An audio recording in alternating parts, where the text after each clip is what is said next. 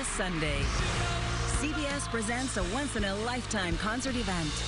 10 years in the making. Only the good die young. Billy Joel, The 100, live at Madison Square Garden, Sunday on CBS.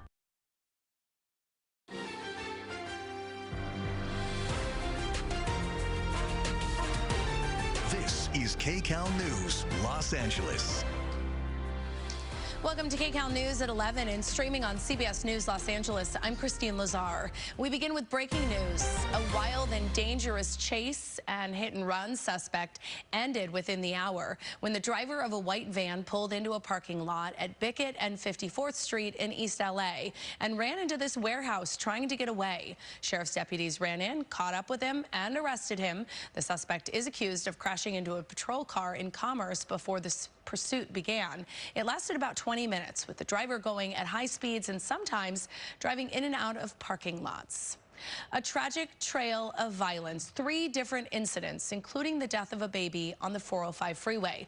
Police believe they are all connected, the incidents stretching from Woodland Hills to Redondo Beach. As Kcal News reporter Rick Montanez tells us, one of the victims has just been identified. This morning, neighbors say they're disturbed by what police tell us happened inside this apartment complex. A disturbing timeline of deadly violence in this apartment. They say a woman stabbed her husband to death. And you notice that gate there. Neighbors point that out as where they believe the suspected killer made their getaway, crashing through that gate to get out. Now, neighbors tell Kcal News they heard a bad fight coming from an apartment unit on the 5th floor here at the Montecito complex early yesterday morning. LAPD investigators say a woman stabbed her husband to death and then left the apartment with their 2 children. And new this morning, the LA County Medical Examiner's Office has identified the man as 29-year-old Jalen Allen Cheney of Woodland Hills. Neighbors tell us it's disturbing to learn what investigators say happened next. As we reported yesterday, 2 children were found on the 405 in Culver City. 911 calls began around 4:30 in the morning. Responding CHP officers found a baby thought to be no more than 6 months old, dead in the lanes of traffic, and a little girl around 9 years old on the side of the freeway, injured but expected to be okay.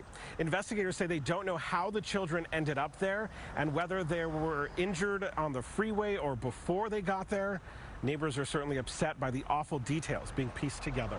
I drove out the other gate. I saw that the first gate had been bashed out, like somebody had hit it with a car from the inside.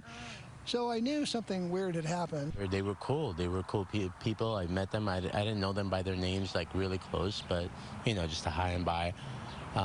Seemed that everything was okay with them, and I met their newborn a couple of weeks ago. So we talked about LAPD and CHP. Now to Redondo Beach Police, which is investigating a single car crash that happened on PCH near Vincent. This was around 5 a.m. yesterday.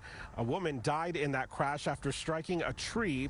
This morning, police are looking into whether she's the wife and mother involved in all of this deadly violence. Certainly horrific details emerging in this investigation. Reporting in Woodland Hills, Rick Montanez, Kcal News.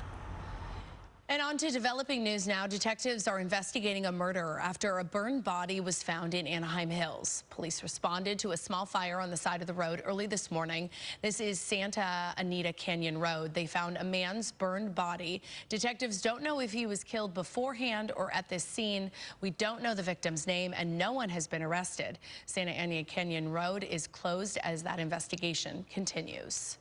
The murder trial for a man accused of killing an Orange County teen is underway right now. Samuel Woodward of Newport Beach is accused of killing then University of Pennsylvania sophomore Blaze Bernstein in January of 2018 in an alleged hate crime. Prosecutors claim Woodward murdered Bernstein because he was both Jewish and gay. The 2 young men had previously attended the same high school in Orange County. The Michigan parents convicted of manslaughter after their son shot and killed 4 high school classmates have been sentenced to at least 10 years in prison. Jennifer and James Crumbly are the first ever parents to be convicted